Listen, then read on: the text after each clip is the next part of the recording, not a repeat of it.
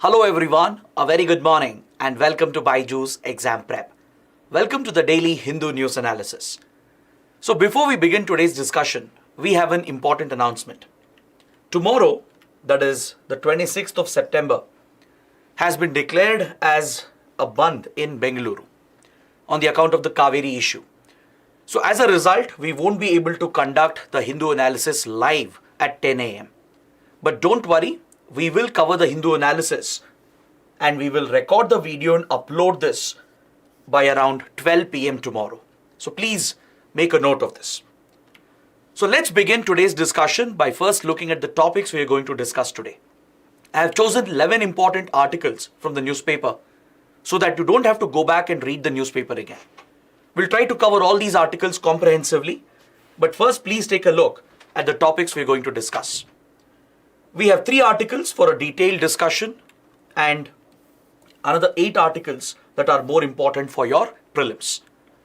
So let's begin with the first article, that is an editorial on page number 8 that deals with India-China relations. Recently, China has again created a problem over the Arunachal dispute.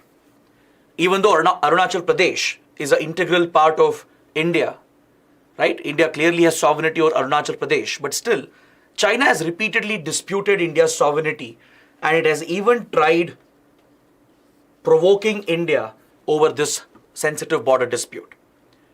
So what happened was recently that China, which is currently hosting the Asian Games at Hangzhou, it has tried to deny entry for Indian athletes from the state of Arunachal Pradesh.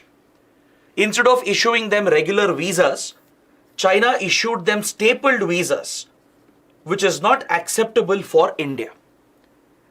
So as a result, India's Sports Minister Anurag Thakur cancelled his visit to China as a mark of protest, and it has again highlighted the tensions between India and China over the question of Arunachal Pradesh. Even though Arunachal Pradesh has been firmly a part of Indian territory and sovereignty since independence, China has repeatedly questioned India's claims and it has even taken several measures in the last few decades to repeatedly question India's sovereignty.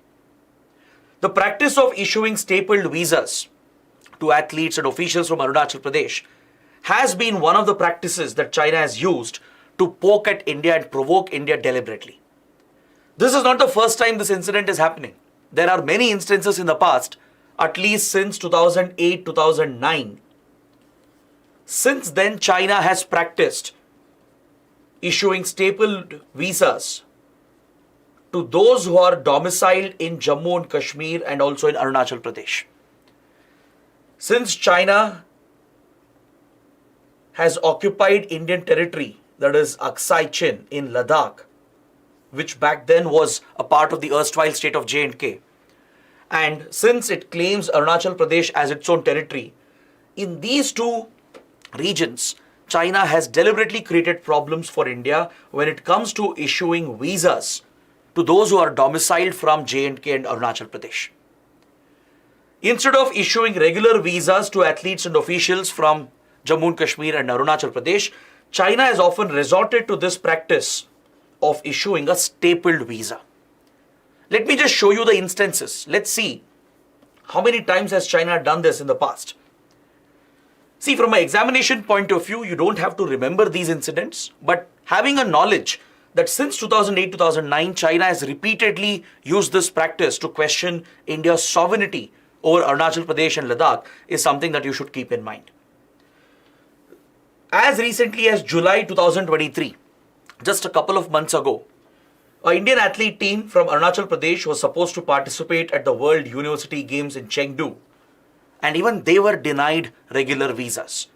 In fact, according to the standards that are established by these sporting organizations, these athletes didn't even require a genuine visa. A regular visa was not even needed because for such sporting events, digital certificates are issued for the athletes. Just with those digital certificates, they can travel to the other country without the need for a regular visa. But still, China went out of its way to block the entry of these Indian athletes by issuing stapled visas to them.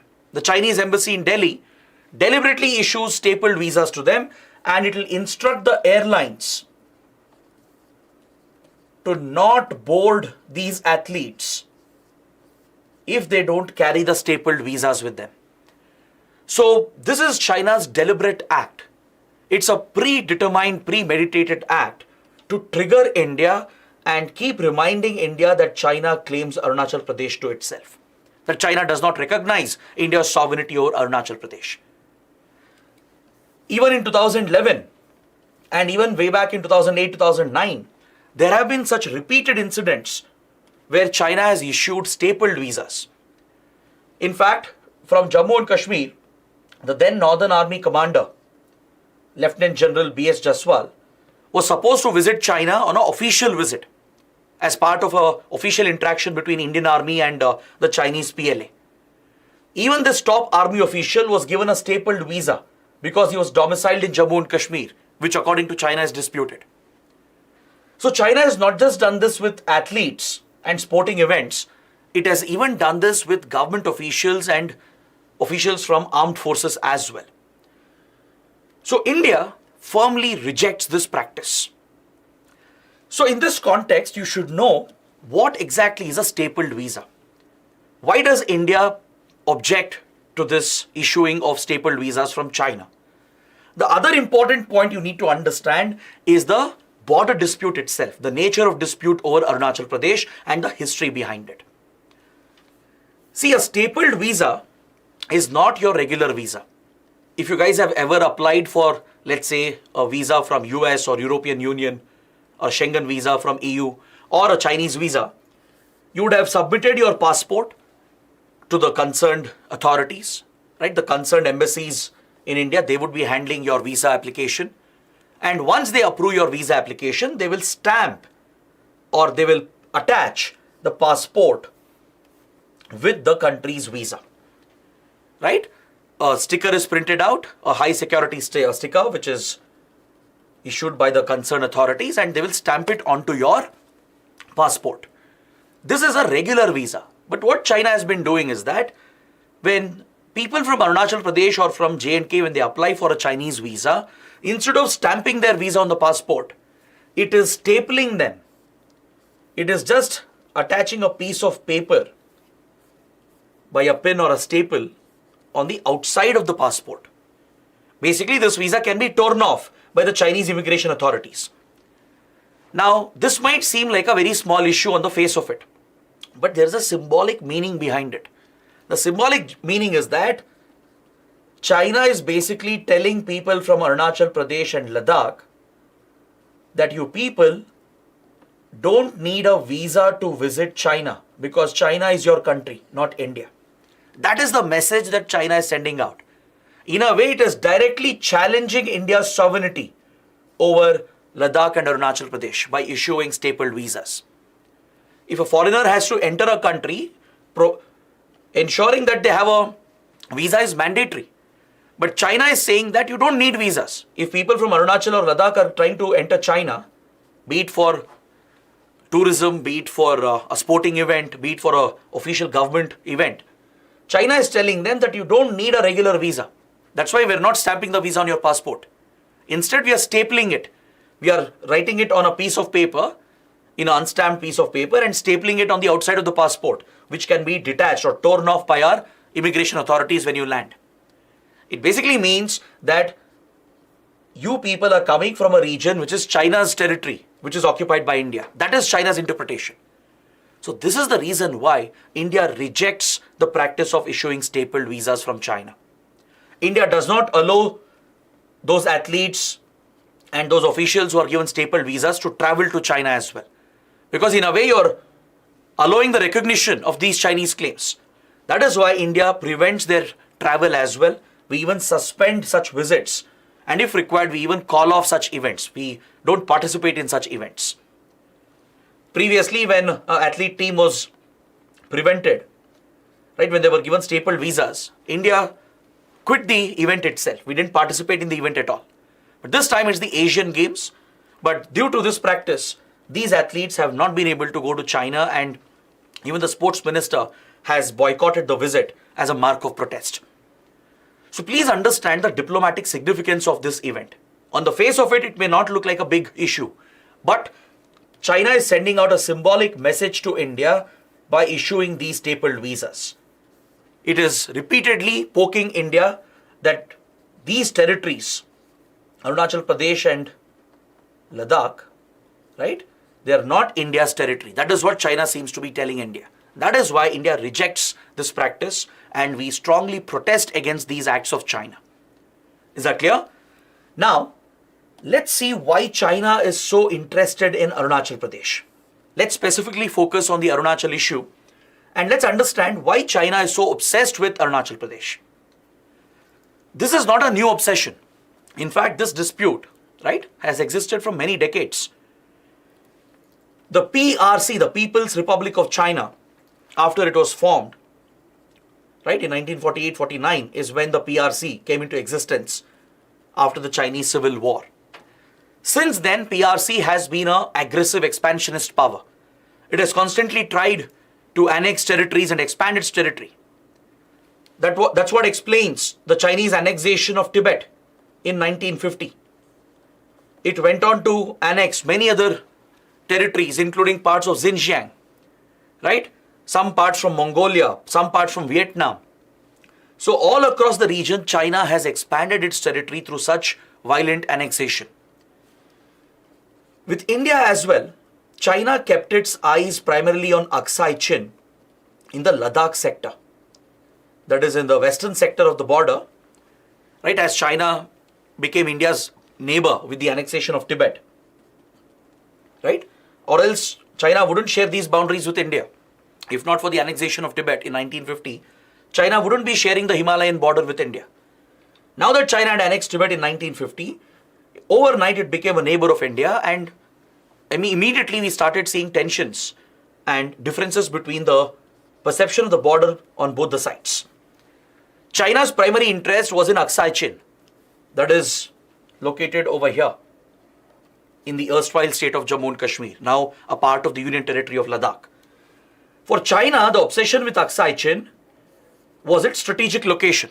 Because if you observe in the map, Aksai Chin is sandwiched between the Xinjiang province of China and Tibet. These were the problematic provinces for China. As it had annexed Xinjiang and Tibet, it was facing unrest and protest, and the locals, the natives, that is Tibetan Buddhists and Uyghur Muslims, right? They were trying to rebel against the Chinese occupation. So for China, it was a priority to strengthen its security in Tibet and Xinjiang, and to move the troops around. China wanted to build a road, a strategic road that would pass through Aksai Chin of India. This is where China got obsessed with Aksai Chin in Ladakh. And eventually, it went ahead with the road construction, triggering border clashes with Indian troops. And as tensions rose in 1950s, it eventually led to the 1962 war, during which China occupied and annexed Aksai Chin from India. Even today, Aksai Chin remains under the illegal occupation of China. Parallelly, in 1950s itself, we saw another controversial claim of China coming up, especially when India objected to China's road construction activities in Aksai Chin, right? And it led to border clashes in 1950s. That is when China raised this issue towards the northeast of India. China said, we don't recognize the validity of this border line called the McMahon line. The McMahon line is what marks the boundaries between India's Arunachal Pradesh and Tibet. This boundary line that you're seeing here in the map, it was drawn in the year 1914 at the Shimla Convention. At the Shimla Convention, British India, that ruled over the subcontinent, had negotiated a treaty with the then Kingdom of Tibet. The Tibetan Kingdom and British India, they had negotiated a border settlement and they had set up the McMahon Commission to draw the boundaries between the northeast frontier region and the Tibetan Kingdom. Accordingly, the McMahon Commission had been set up, and this boundary line that was drawn by the McMahon Committee became the McMahon line. But as you can see, modern China and modern India were not part of the Shimla Convention. India obviously inherited the British era boundaries. When India became independent in 1947, we inherited the British era boundaries. But China, the PRC, which was led by the Chinese Communist Party under Mao Zedong, immediately started expanding its territory, displayed aggressive behavior, and it questioned the validity of McMahon Line. China's argument was that neither India nor China were party to the Shimla Convention. The McMahon Line was worked out between British India and Kingdom of Tibet. So China's argument is that modern states of India and China, they should freshly negotiate the boundary. And China started claiming that whole of Arunachal Pradesh belongs to itself. It not only dismissed the validity of McMahon Line, but it started claiming the whole of Arunachal Pradesh as its own territory, as part of Tibet. In fact, from 2005 onwards, China started one more practice. It started referring to this region as Zhangnan in Mandarin. It basically translates to South Tibet. So Chinese media and even the Chinese government, they've officially started referring to Arunachal Pradesh of India as South Tibet, which is a direct challenge to India's sovereignty. Over the years, China has brought out maps. It has named several places. And every time it comes out with new maps and new names of places, it shows that Arunachal Pradesh is part of China. Recently, just a few weeks ago, I'm sure you would be aware, that China published a new map. In the new map, it claims Ladakh, especially Aksai Chin, is shown as Chinese territory. The whole of Arunachal Pradesh is shown as Chinese territory. It's marked as Zhangnan or South Tibet. China sees this as an extension of Tibet. So this position of China is completely unacceptable to India. India has firmly rejected these claims, and we see repeated tensions and clashes happening along the disputed McMahon Line. Is that clear? Now let me add two more points here, two very, very important points. Some of you might have a doubt as to why China is so obsessed with the Himalayan border. Why specifically Aksai Chin? Why specifically Arunachal Pradesh? You would have also heard that China keeps meddling in Sikkim, in Nepal and Bhutan as well. So what drives China's behavior?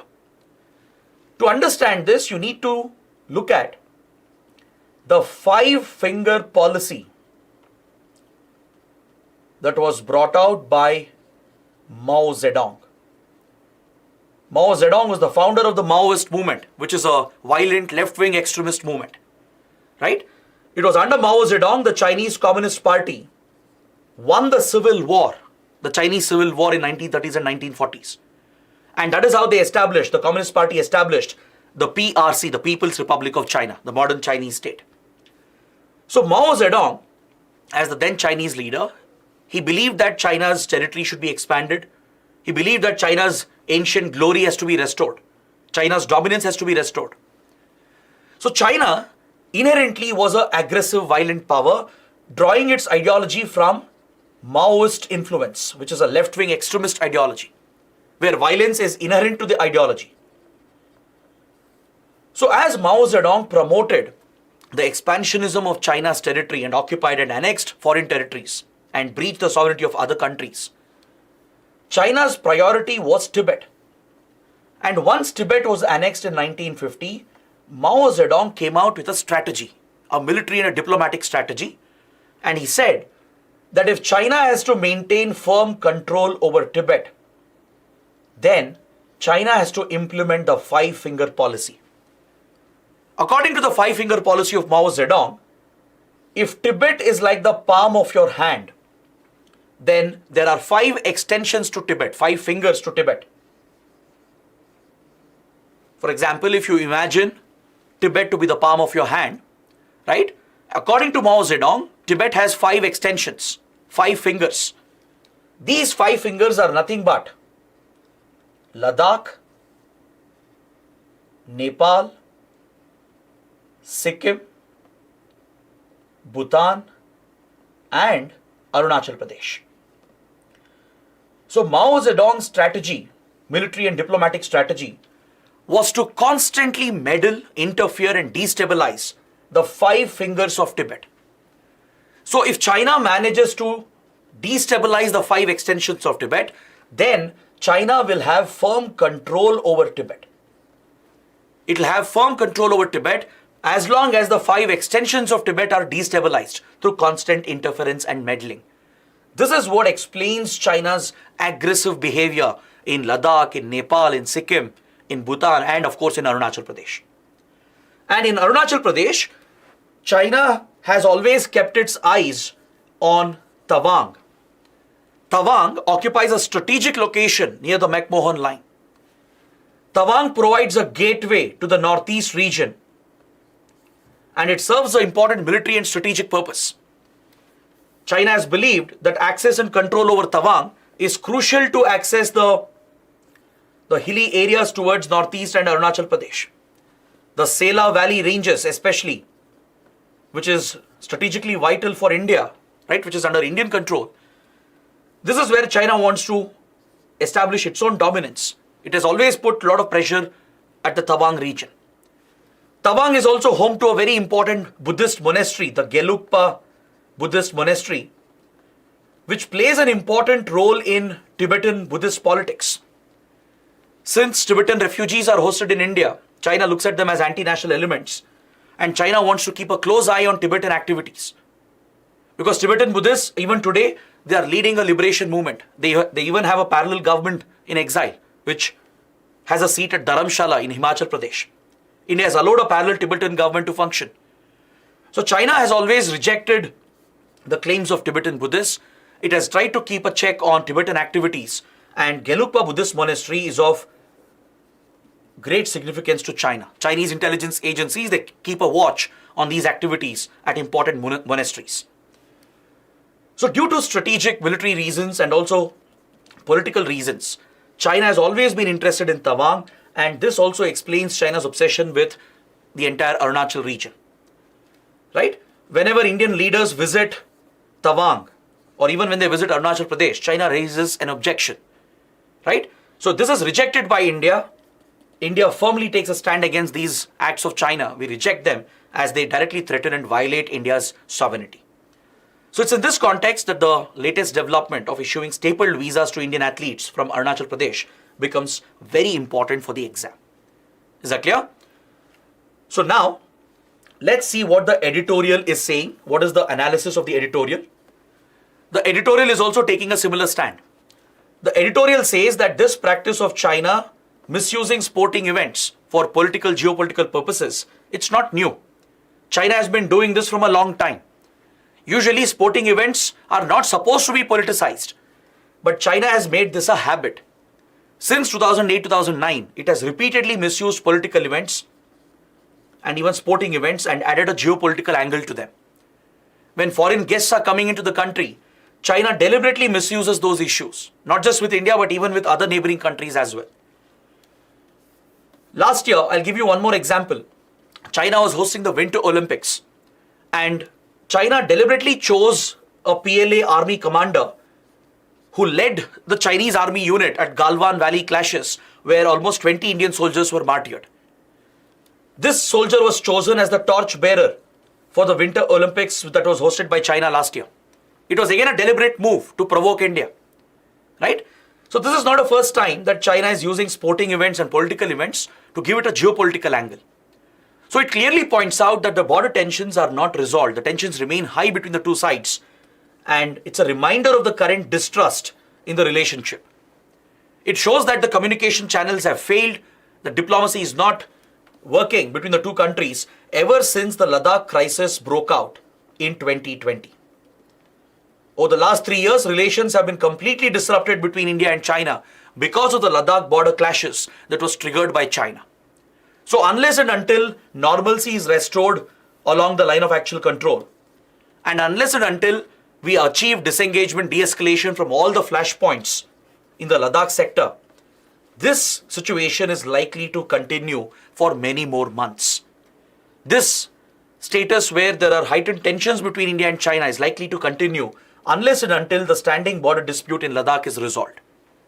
Is that clear? So right now boundary talks are going on. High-level talks are going on between senior military commanders to work out a de-escalation and disengagement at various flashpoints in the Ladakh sector, right? So unless and until normalcy and peace is brought back, such distrust and such events are going to repeat again and again. Alright, so this completes my detailed discussion of the first topic. Now let's move on to the next article.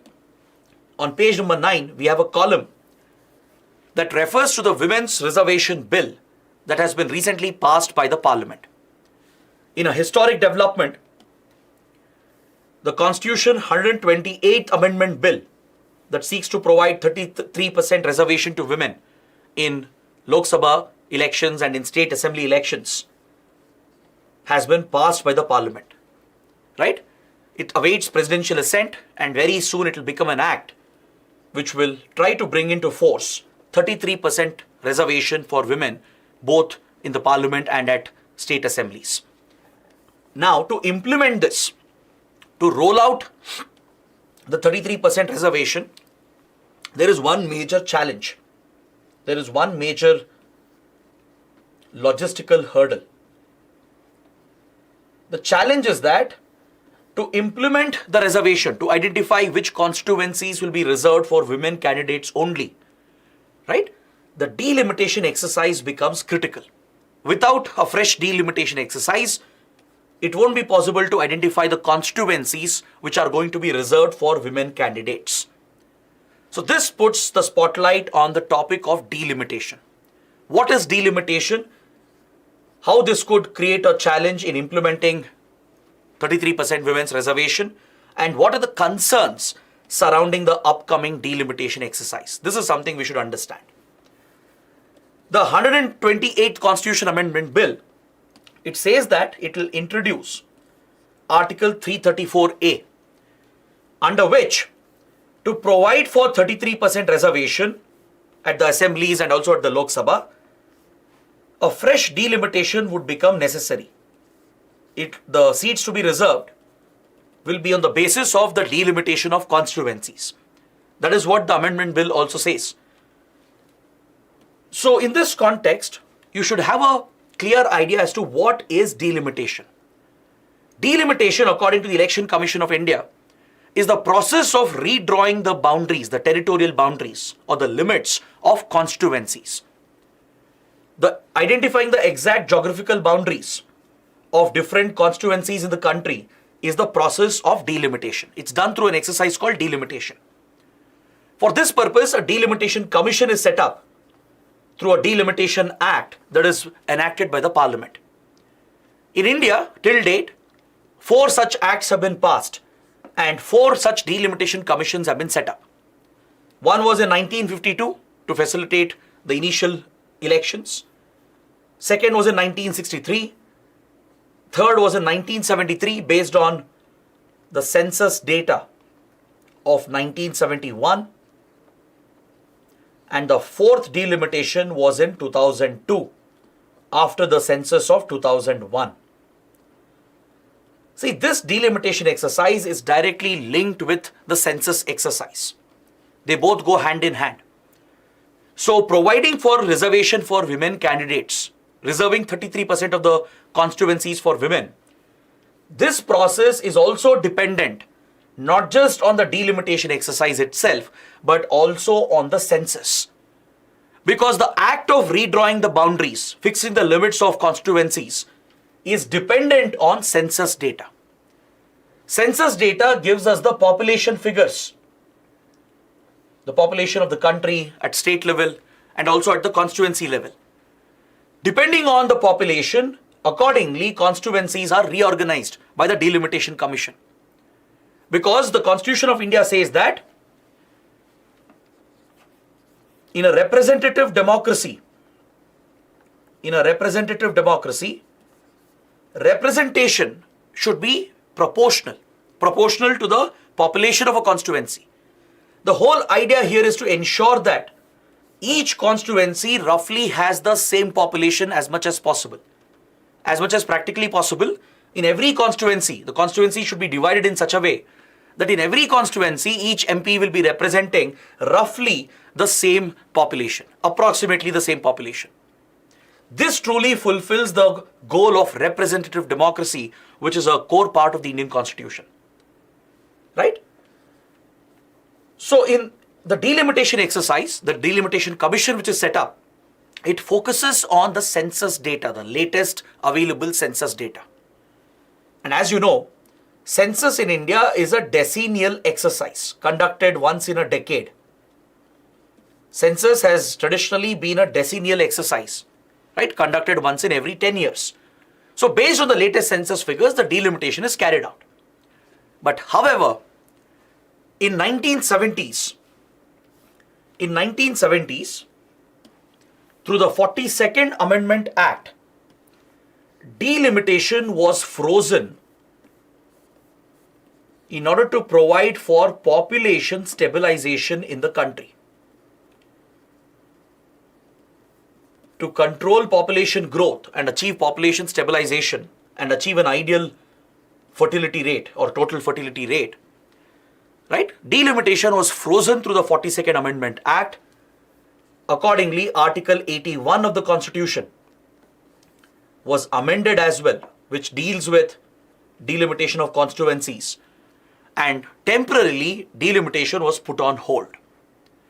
This hold on delimitation was extended in 2001 for another 25 years. That is until 2025. So basically, until 2025, there cannot be any fresh delimitation because India wants to achieve population stabilization before the next round of delimitation can happen. So technically speaking, the next delimitation can happen depending on the 2031 census data. That is what is technically possible. If delimitation is frozen until 2025, right? And if regular decennial census is conducted every decade, the next census data would be from 2031. Or let's say 2021 census data were to be used, then maybe delimitation can be taken up in 2026. So technically that is the only feasibility, that's the only possibility. But what has happened? The 2021 census never took place. The 2021 census has been delayed due to the pandemic and various other reasons. The Modi government has faced a lot of criticism for not holding the latest census. So as the census exercise has not been done for 2021, latest population data is not available for a delimitation to be taken up in 2026. So whenever the next census is carried out, maybe in a few years, maybe in 2031, depending on that, delimitation can be taken up. So given this fact, it is impossible to achieve implementation of Women's Reservation Bill for the upcoming elections. At least for 2024 general elections, it will not happen. It's impossible. But after that, after the 2024 elections, once the census is completed, depending on that, a delimitation act can be passed by the parliament to set up a new delimitation commission that can accordingly reorganize the constituencies, redraw the boundaries of the constituencies. So in this exercise, some of the constituencies can be reserved for women. 33% of the constituencies can be set aside for women candidates. It's through the same exercise that seats are reserved for SCs and STs. See, the constitution provides reservation in elections for scheduled castes and scheduled tribes candidates as well. Even these reserved constituencies are decided by the Delimitation Commission. And the practice is that the Delimitation Commission tries to ensure that as far as practically possible, in the reserved constituencies, the constituency will have a higher proportion of population from the SC/ST category. To reserve seats for SC/ST candidates, one criteria which is used, rough criteria which is used, is that the Delimitation Commission tries to look at such constituencies, such regions, which have a higher proportion of population from scheduled castes and scheduled tribes so that they get better representation. Now, in the case of women reservation, what criteria will be adopted? That is the question, right? On what basis will the Delimitation Commission go about to reserve the seats for women candidates? That is another important question. So one challenge is the census, which is still pending, and the delimitation, which is yet to happen. Until 2025, all delimitation has been frozen. So that is one big challenge, which creates logistical problems in implementing the reservation. The second is the criteria. Right now for SC/ST reservation, criteria is the higher percentage of population from SC/ST community. This is quantifiable, this is measurable. But how about women reservation? On what basis will you reserve different constituencies? Maybe will it be on a rotational basis, or will some constituencies be permanently fixed, right? These are questions which Delimitation Commission has to answer, and this will be a time-taking exercise. Is that clear? Apart from that, there is lot of political opposition against the next round of delimitation. Several political parties, especially from southern states, they are concerned about losing seats in the parliament. Why? Because as I told you, according to the Constitution of India, as far as possible to ensure a representative democracy, the seats allocated, right, the constituencies that are created, it should be in proportion to the population. And roughly every constituency should have approximately the same population.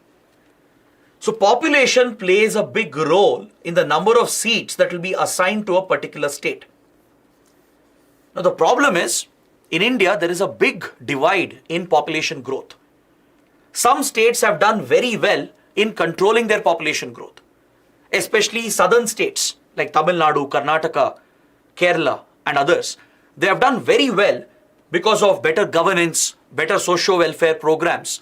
They have done better in achieving the total fertility rate, and in fact they have already gone down below the total fertility rate. They have already achieved the replacement level fertility, which means these states are going to see a population decline as well in the coming years.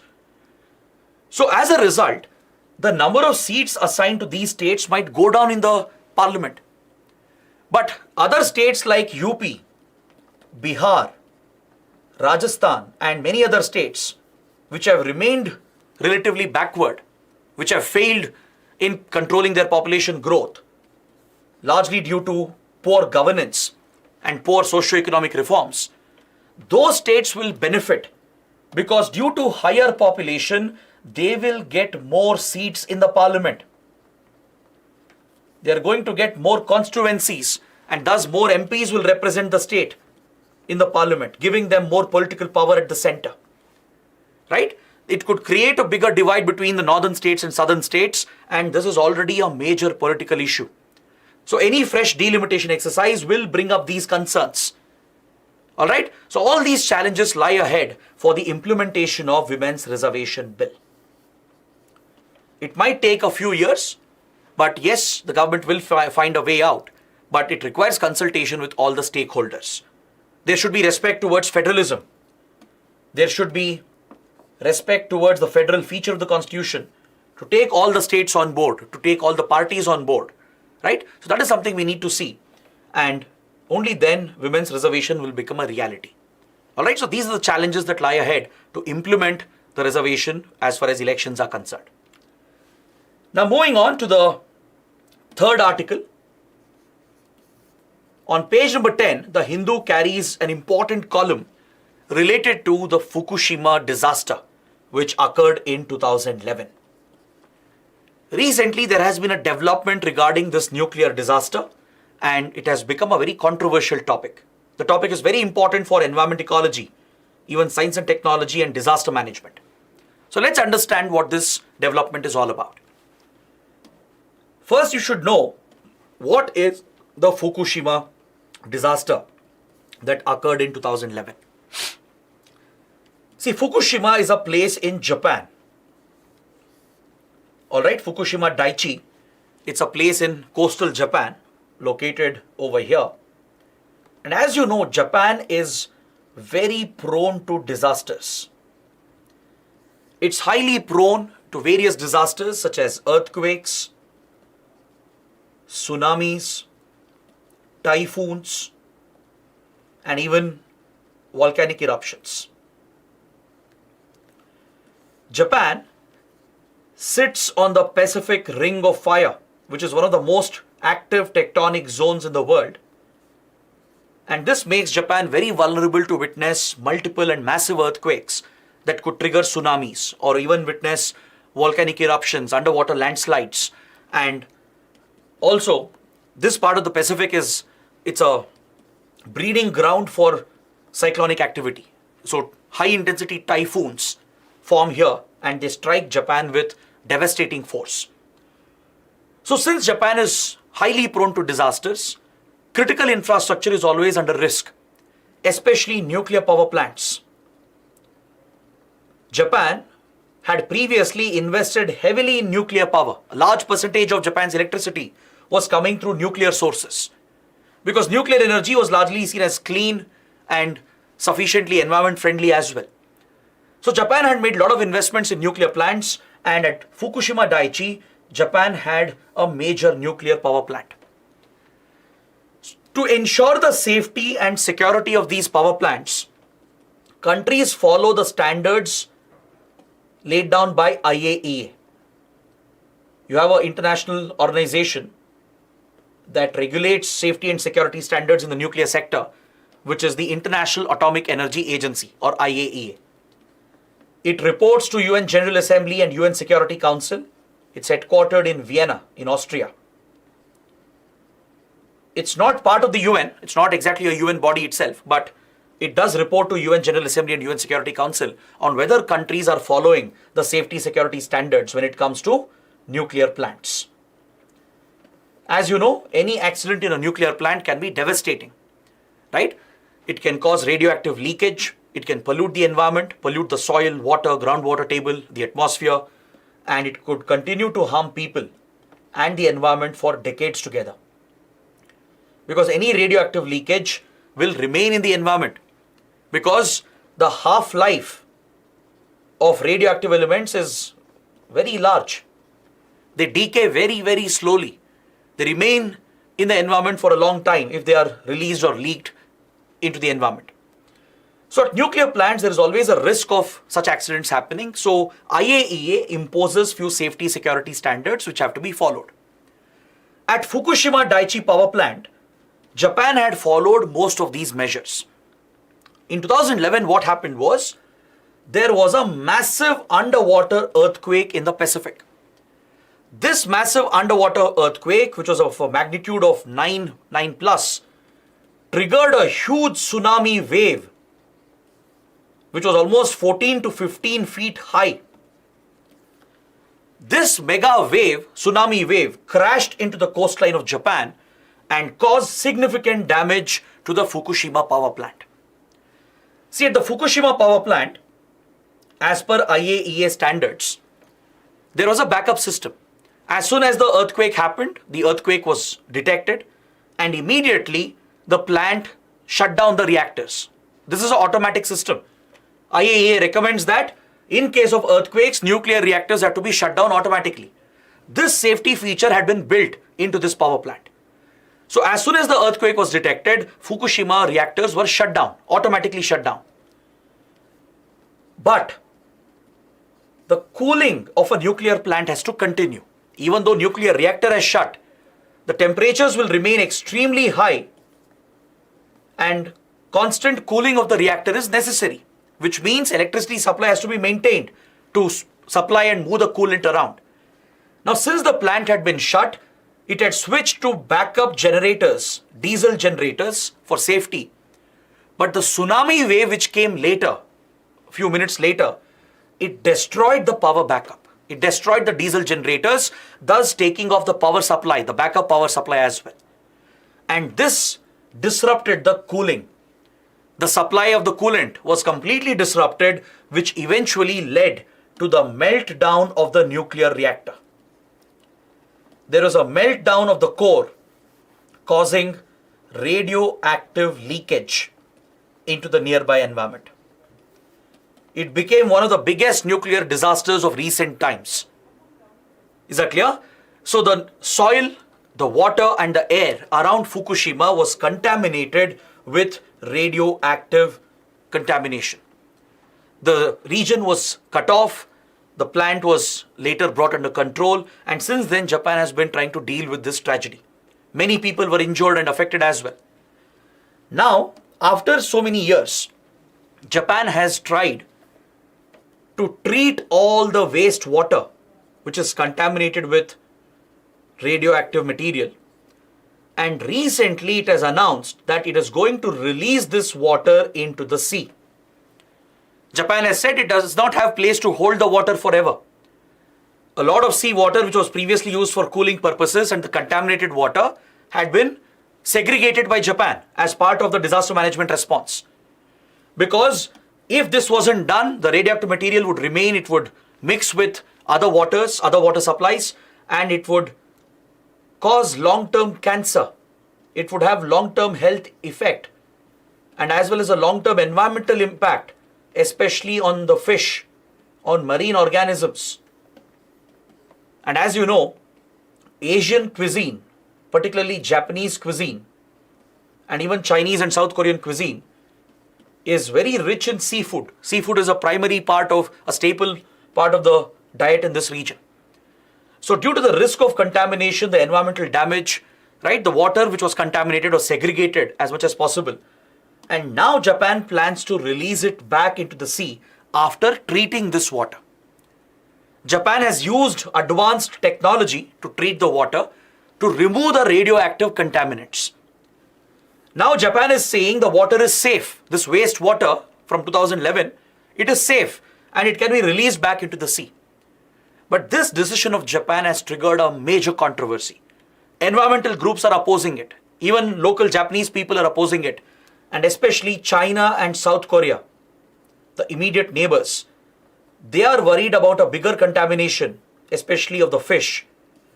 And they have raised protests against Japan and they have even banned the import of Japanese fish and marine commodities from Japan. China already has imposed a ban, and this also reflects the geopolitical tensions between China and Japan. Even though South Korea is an ally of Japan, a close friend, even South Korea has raised concerns and people in South Korea are protesting against this release of nuclear wastewater back into the sea. So here you need to understand, how can such wastewater be treated? What is the process? Japan has employed various cleaning technologies, including the advanced liquid processing system. This method of filtering water removes around 62 types of radioactive materials. So Japan is saying all the threatening radioactive material, they have been removed, they have been filtered out, and what remains in the water is only tritium, which is basically a form of hydrogen. Japan says even the tritium levels are under control. It is as per IAES standards and WHO standards. Japan has claimed that in the wastewater, tritium levels are 6 times lesser than WHO prescribed standards. It's also matching with IAEA standards according to Japan. But experts have a concern. People and activists have a concern. Tritium, which is radioactive, right? It can pose a risk even though it is a weak radioactive material. Japan's justification is that tritium is very, very weak in radiation. It emits very weak radiation, which can be blocked by a single sheet of paper. Right? It's not as dangerous as other radioactive materials like uranium, cobalt, etc. But however, experts have pointed out that there is still a risk of tritium entering the food chain. Even low levels of tritium can cause radiation damage and it can cause a long-term health impact. So tritium in this water can enter the marine environment, it can enter the fish, it can enter humans as well, thus contaminating the entire food chain. It can remain in the food chain for decades together because of the slow decay of radioactive material, and it can cause long-term fertility problems. It can lead to long-term cancer potentially. The risk is always there. That is what experts are saying. And hence, in South Korea and China, protests have broken out and these governments also have expressed concern against the release of wastewater into the sea. Is that clear? So this completes my detailed discussion of all the big articles in today's newspaper. Now let's proceed to the prelims section. Let's take a quick look at all the smaller articles in today's newspaper. On page number 1, we have an article referring to multiple entry, multiple exit scheme, which is part of the National Education Policy of 2020. See, NEP, the National Education Policy brought out by the Modi government in 2020, it's seen as a paradigm shift in India's education system. It seemed to introduce major reforms into our educational landscape. So under the national education policy, one system which has been proposed for higher education in the country is multiple entry, multiple exit. So you should know what is this scheme, what is this option which is being proposed under the national education policy. According to the article, a parliamentary standing committee and various students, teachers and colleges and universities, they have expressed concern regarding this option called multiple entry, multiple exit. The Parliamentary Standing Committee on Education has urged the government to hold the implementation of this policy. It has urged the government to consult all stakeholders before deciding on its implementation. Several students, teachers and colleges and universities also have opposed this option. But there are a lot of supporters as well for this policy. So let's understand what is multiple entry, multiple exit. What are the pros and cons? See, multiple entry, multiple exit basically means the student will have an option. The student will have an option to take up a particular course at a time when they want, and they can opt out, they can quit as well when they want. Usually this is a feature in Western universities. In many Western countries, in foreign universities, students have this option. Whether they are studying for their graduate degree, whether they are doing their masters or even doctoral studies. Across these streams of higher education, you have an option to enter a particular course when you want and even exit when you want. Let's say due to some issue, some challenges, you are not able to complete a particular course. You can drop out from that course. Because this system of higher education is based on the credit system. You accumulate credits by completing various courses. Once you reach the target, that is when you get your degree, right? This gives flexibility to students. They can mix and match courses from different streams, from different branches. It also gives the option for students, let's say for some reason they're not able to complete their studies. Let's say a student who's already a graduate, he's preparing for his masters, but unfortunately there is a family crisis. The student is forced to earn for the family. He has to quit his studies, he has to earn. Now midway the student quits studies, he can't go back under a regular system. So when multiple entry, multiple exit is provided, this student who has quit in between, right? He or she can come back to education later, maybe a few years later, after getting a job, earning some money for the family, stabilizing the family condition. They can come back to studies. So it basically provides for lifelong learning. You can be a student throughout your life. There need not be a limit on it, right? It also fulfills students' aspirations. Higher education need not be so limited and rigid, where you study only at a particular age and graduate out and get a job. That shouldn't be the end of learning, right? So this policy definitely has a lot of benefits, right? You can even switch colleges in between.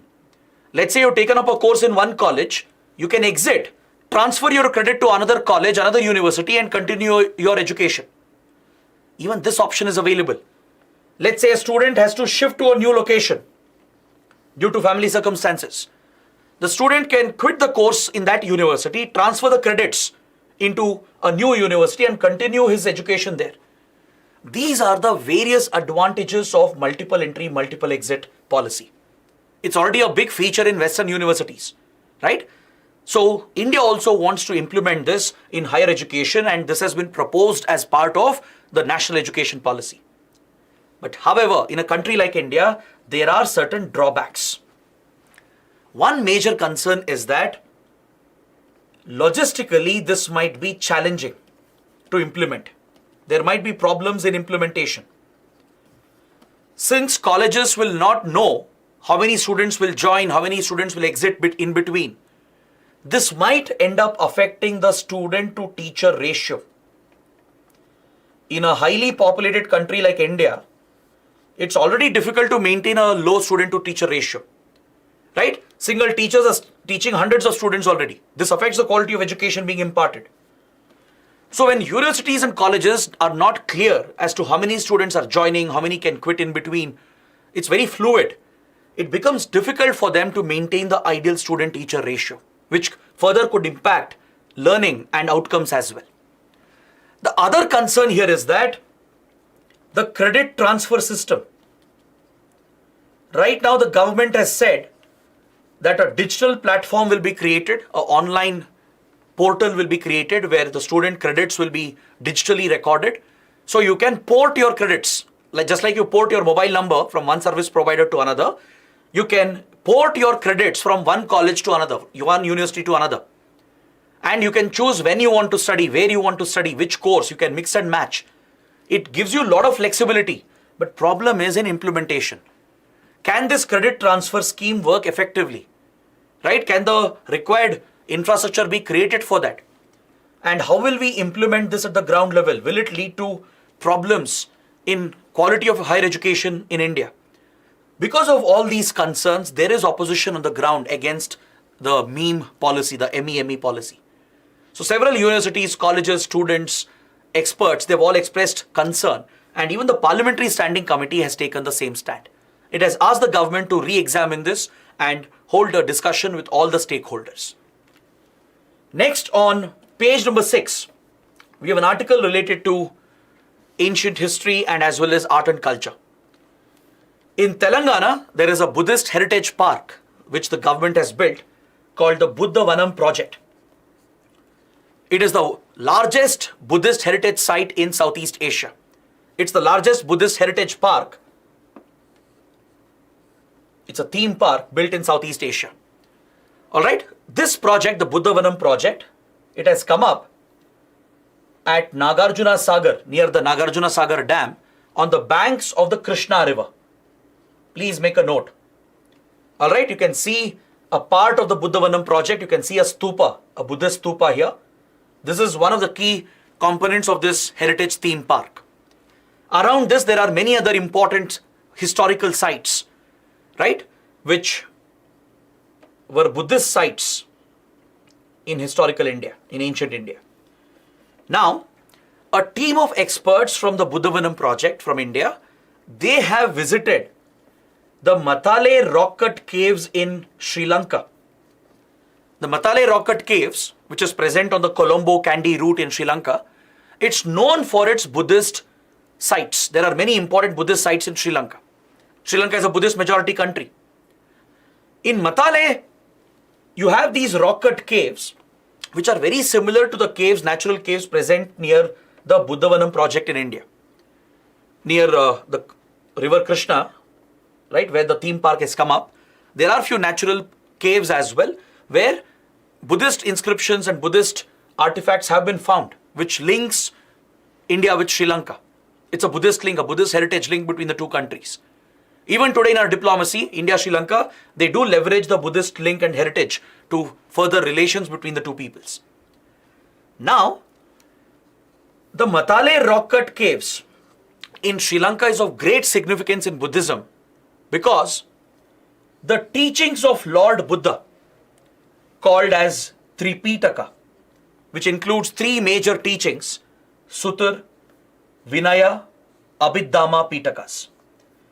These three important teachings of Lord Buddha, they were passed on orally. Initially, in the initial days, centuries ago, these Buddhist teachings were passed on orally. It wasn't written down. You didn't have Buddhist literature until then. Orally, these teachings of Tripitaka was passed down from one person to another. But it was in Sri Lanka at the Matale rock cut caves that the first inscription was carried out. For the first time, the Tripitaka teachings were inscribed on palm leaves. This is where the first Buddhist inscription happened. On palm leaves, the Buddhist teachings of Tripitakas were written down. This was under King Devanam Piya Tissa, a contemporary of King Ashoka. Right, when Ashoka ruled in these parts of India, right, Devanam Piya Tissa was the ruler in Sri Lanka. During this period, for the first time, the teachings of Lord Buddha was written down on palm leaves. And then Buddhist philosophers like Acharya Buddha Ghosha, a very, very important Buddhist philosopher, would for the first time play a role in streamlining Buddhist literature. He had lived in the Mathale rocket caves in Sri Lanka. This is where it's believed he wrote Vishuddhimagga, a very popular Buddhist text. Acharya Buddha Ghosha is believed to have lived in Mathale rocket caves in Sri Lanka, and that is where he apparently wrote Vishuddhimagga, right? A key component of Buddhist literature as well. So please pay attention to such cultural links between India and Sri Lanka, and also understand some of the philosophical aspects related to the teachings of Lord Buddha, right? I want you guys to take up a small exercise. Read more about three Pitakas, understand what Sutra, Vinaya and Abhidhamma deal with, and please mention that in the comments. This could be a prelims topic. Is that clear? So that is why this article is relevant for the exam. Next, on page number 12, the Indian Navy has proposed a possible procurement of a second aircraft carrier under the Indigenous aircraft carrier project. See, Indian Navy has always envisioned a 3 aircraft carrier fleet to ensure that it becomes a blue water navy, a true blue water navy, to dominate the Indian Ocean, Bay of Bengal and the Arabian Sea. To meet the maritime security needs of India, the Indian Navy has always planned for a 3 simultaneous aircraft carriers which are operational, to establish the Indian Navy as a true blue water navy. As of now, we have 2 aircraft carriers. That is INS Vikramaditya, which India procured from Russia. It's an old Soviet aircraft carrier that we procured and refurbished it, which has been the sole aircraft carrier with the Indian Navy for many years. Recently, the first indigenous carrier, the first indigenously built aircraft carrier, Indigenous Aircraft Carrier 1, which has been named as INS Vikrant, has been inducted into the Indian Navy. It has been built indigenously at the Cochin Shipyard Limited, right? Now going forward, India wants to procure 1 more aircraft carrier. The Indian Navy has planned for a second indigenous aircraft carrier under the same project, and this proposal has come up in front of the Defence Procurement Board. If it is approved by the Defence Procurement Board, it will be forwarded to the Defence Acquisition Council, which is headed by the Defence Minister, and it's the highest decision-making body with regard to defence procurement. So these approvals are necessary to start the project on indigenous aircraft carrier number 2. All right. The plan is to ensure that by the time INS Vikramaditya retires from service, we have another new aircraft carrier. So Indian Navy may not realize its dream of having 3 aircraft carriers very soon, right? Even if the new aircraft carrier is built, it will take many years. By that time, INS Vikramaditya will have to be decommissioned. So the new aircraft carrier will only be a replacement for Vikramaditya. So this is a very important update regarding the capabilities of Indian Navy. Next, on page number 12, we have an article that mentions the Five Eyes Alliance in the context of India-Canada relations. Recently, we discussed the dispute between India and Canada, the tensions that have come up regarding the alleged killing of a Khalistani terrorist, apparently by Indian intelligence agencies. Right? That's what Canada has alleged, and India has rejected these allegations. So, regarding this incident, a fresh development has come up. There has been official confirmation that this intelligence for Canada, based on which it made these allegations against India, it came from the Five Eyes Alliance. There was speculation about this. There were media reports, but now we have official confirmation. The US ambassador to Canada has officially confirmed that it was indeed the United States which gave a part of this intelligence to Canadian intelligence agencies, which led them to conclude that most likely it was India's RAW which was behind the assassination of the Khalistani terrorists. Is that clear? See, whether these allegations are true or not, that is irrelevant for the exam. Let's not get into that. But the topic here is Five Eyes Alliance. US and Canada are very close partners, strategic and defense partners, and intelligence partners as well, because they are part of this intelligence initiative called the Five Eyes Alliance. This alliance was established after the Second World War. Post Second World War, from 1946 onwards, US and UK, they signed an agreement to collaborate in intelligence gathering and surveillance around the world, especially with regard to electronic and communication intelligence. All right? Even during the World War, US and UK were collaborating in intelligence, surveillance and gathering. But after the World War, they signed an agreement to allow their technical intelligence agencies to collaborate and work together to set up a global network of stations to carry out surveillance and pick up intelligence through electronic and communication interception. This initiative has been expanded by adding other like-minded allies such as Australia, New Zealand and Canada. So all these Western democracies, which are like-minded powers and allies of each other, they came together to form the Five Eyes Alliance. And today, it is a formidable intelligence gathering mechanism. The concerned intelligence agencies, that is the National Security Agency from US, the GCHQ from UK, and the respective technical intelligence agencies of Australia, New Zealand and Canada, together they have set up a global network of surveillance stations. And they have the ability to intercept every form of communication. I'm not even exaggerating. Every single electronic communication can be intercepted by the Five Eyes Alliance. Everything on the internet, every single mobile call, every single mail or text message, even satellite communications, right? Communications related to governments, military communication, launch of missiles, everything can be monitored and detected by the Five Eyes Alliance. It's a global network of stations they have created to intercept all forms of communication traffic. So apparently, it's through this alliance that US has shared this intelligence input to Canada. All right? So you should know what is the Five Eyes Alliance. So these five countries have an obligation as well. They have a duty to report. They have a duty to inform their allies, their partners, regarding threats and important pieces of information. They have to pass it on to their partners. So that is the Five Eyes Alliance.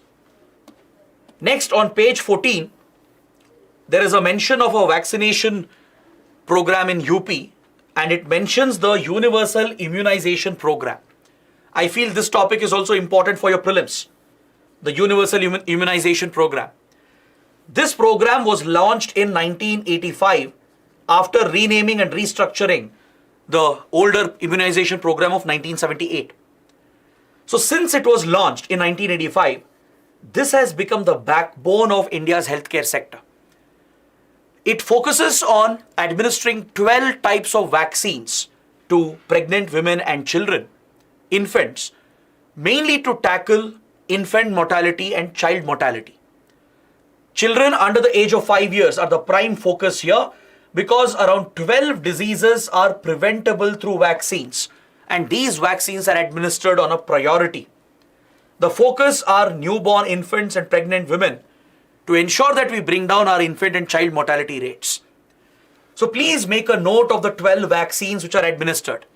The vaccine against diphtheria, pertussis, tetanus, polio, measles, rubella, hepatitis B, meningitis, pneumonia, rotavirus diarrhea, pneumococcal pneumonia, Japanese encephalitis. These are 12 vaccine preventable diseases which are targeted under the Universal Immunization Program. Under this program, we have seen a major success with regard to two diseases. One is polio. Polio has been eradicated in India in 2014, right? Next is tetanus. Maternal and neonatal tetanus has been eliminated in 2015. This is the biggest milestone under this immunization program. Next, on page 16, there is a mention of a very important group called the Pacific Islands Forum. The United States is trying to step up its relations with Pacific Island countries that are located in the South Pacific. Next to Australia and New Zealand, in South Pacific, there are many important island countries. They are strategically very important. Traditionally, US and Australia have been dominant here. They have been the major influence. But of late, China has stepped up its strategic and economic influence. It has entered into key agreements with many Pacific Island countries, which has threatened American influence. China has even signed a security agreement with Solomon Islands, which could allow the Chinese Navy to deploy aggressively into the South Pacific and challenge the American and Australian maritime presence in the region. So to counter the rising Chinese influence, US is also taking steps. The US is holding this summit with Pacific Islands Forum, where President Joe Biden will meet with all the leaders from Pacific countries. And US is going to announce new investments. It's opening some new embassies as well, stepping up its diplomatic, economic and military presence to counter China. In this context, the Pacific Islands Forum becomes very important for your exam, because even India has very close relations with Pacific Island Forum. We even have a summit. There is a summit, a Pacific Island Forum, India Pacific Island Forum Summit. And even India is a major player in this region. So you should know which countries are part of it. So this part of the South Pacific that you can see here in the map, this is where the Pacific Island countries are present, next to Australia and New Zealand. This group, this regional group, which was established in 1971, it consists of 18 countries from the region. It includes Australia, it includes New Zealand, and 16 other important island nations from the South Pacific. Countries like Fiji, Kiribati, Tuvalu, Vanuatu, Samoa, Solomon Islands, Tonga, Nauru, Palau, all these are major island countries here. Even though they are very small island countries, they have a large exclusive economic zone, and hence they are blessed with resources. That is why China is so motivated. That is why China is entering this region prominently. It has signed a security agreement with Solomon Islands recently. So India is also countering China here. Even we have very good cultural ties and economic ties with the region. Because in countries like Fiji, a large percentage of the population, they are of Indian origin. Because during the British era, during colonial period, thousands of Indian families were transported to Fiji and few other islands as part of the indentured labor system. So we do have a strong cultural connect. There is a strong Indian community here, right? And we are making a lot of investments along with increasing our military and diplomatic presence.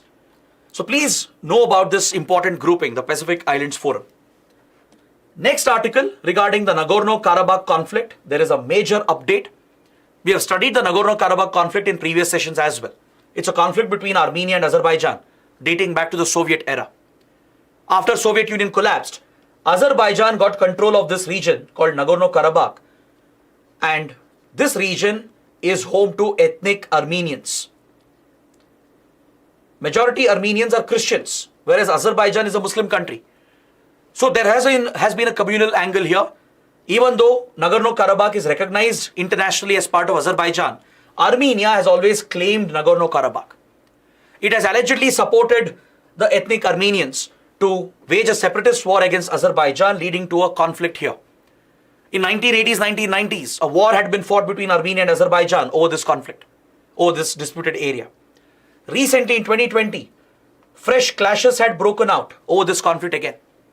So Azerbaijan is aligned with Russia. It's a close Russian ally. It's part of the former Soviet Union. Even Armenia, but Russia is closer to Azerbaijan. Russia is obligated to defend Armenia as part of the CSTO obligations. CSTO is a security alliance, the Collective Security Treaty Organization. So Russia was supposed to defend and protect Armenia against any external attack from another country. But in this case, in the Nagorno-Karabakh conflict, Russia hasn't given support to Armenia. Rather, it has sided largely with Azerbaijan. Turkey, on the other hand, which has been playing its own geopolitics in the region, has been backing Armenia, and it has been playing both the sides sometimes, backing Azerbaijan as well. So this conflict, which was persistent for many, many years, has seen a major development because a couple of days ago, Azerbaijan launched a swift military operation. It launched a major large-scale military operation, and within 24 hours, it has defeated the Armenian separatists and it has fully captured Nagorno-Karabakh. It has always been part of Azerbaijan, but because of the separatist war, there was a dispute. And now Azerbaijan has completed the full capture of Karabakh region and it has created a refugee crisis. Azerbaijan has said it will not harm the Armenians, but the Armenians fear they'll be discriminated, they'll be targeted. So they are trying to go back to their country. They're trying to go back to Armenia because this is an enclave. Armenia is not directly connected to Nagorno-Karabakh. All right, there is a corridor which connects them, the Lachin corridor. It's a small pass, a small route that links Nagorno-Karabakh with Armenia. So more than 1 lakh Armenian refugees are likely to go back to Armenia because they feel it's not safer in Karabakh now that Azerbaijan has completely captured this region. Right? So this military operation happened just a couple of days ago, and it has triggered a massive refugee crisis as native Armenians who fear being targeted by Azerbaijan, they are fleeing back to Armenia, and Armenia has said we'll accept all of them back. Understood? Even India is in a way involved in this conflict. We have a dispute with Azerbaijan. Azerbaijan has constantly supported Pakistan over the Kashmir issue.